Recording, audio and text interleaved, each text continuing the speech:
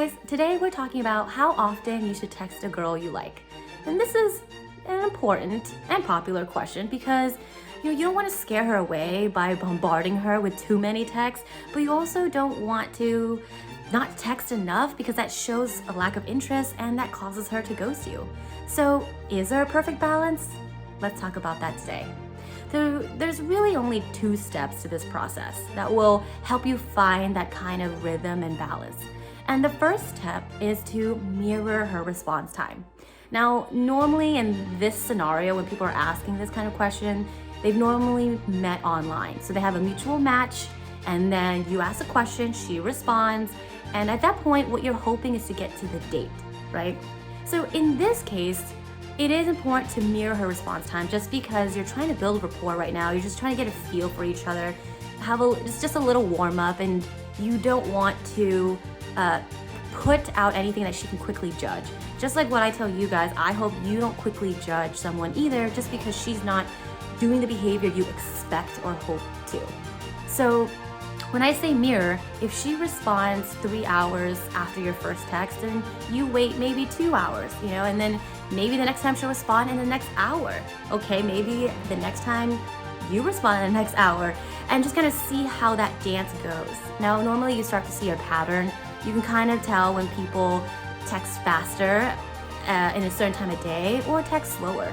And this is just something for you to learn because you'll start to recognize, depending on the type of work they do or what they do at night, if they like to relax, that's why they're texting a lot. You're just learning about each other's rhythms at this point. So don't put so much thought in the sense of, if she's interested or not in this case. What we're trying to do is get to the date.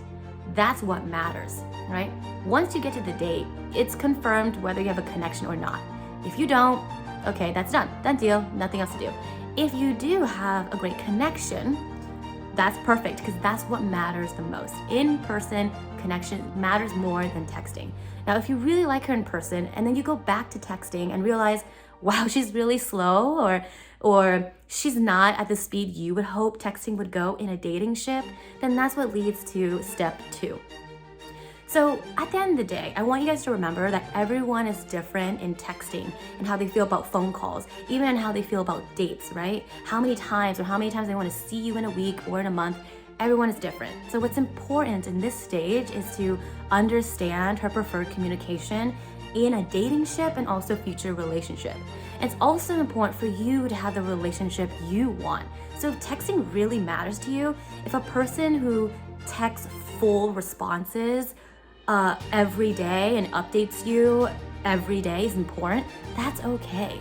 I want you to be in a fulfilling relationship, and it's important to know what that is to you. So if texting matters, but she's really bad at it, then at some point ask her. Try to understand and ask her how she feels about texting, how often she would hope to text when it comes to a relationship, what preferred communication does she enjoy. Maybe she'd rather stop the texting but see you every day or have a phone call with you at night. So at that point, it's important for you to talk about that so that you guys can kind of see who's willing to adjust or who's not. And you can just decide if you want to continue from there. And either way, it's totally okay. If you tell her, I really appreciate texting, and in a relationship, I hope we keep each other updated throughout the day, have good morning texts, even when we're living with each other, still have those good morning texts when you go to work. And if that's not in her kind of preferred style, then talk about it. See if you're willing to not have that or if she's willing to adjust.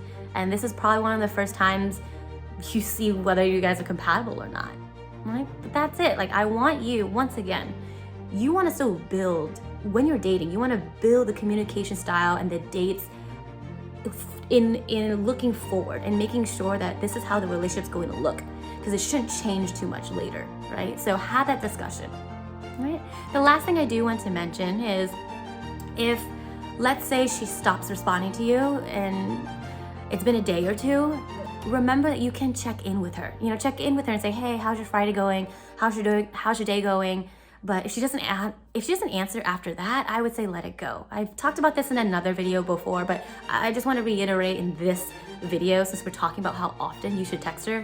If she doesn't respond to you, try one more time and just asking her, how are you doing, 2 or 3 days later.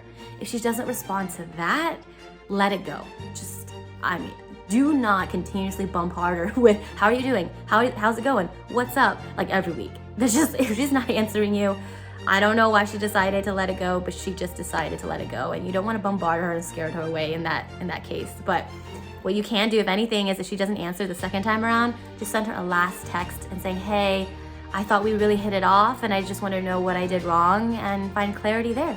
But that's only if you guys have dated quite a bit, because I feel like if you did date for quite a bit, then that makes sense why you want an answer.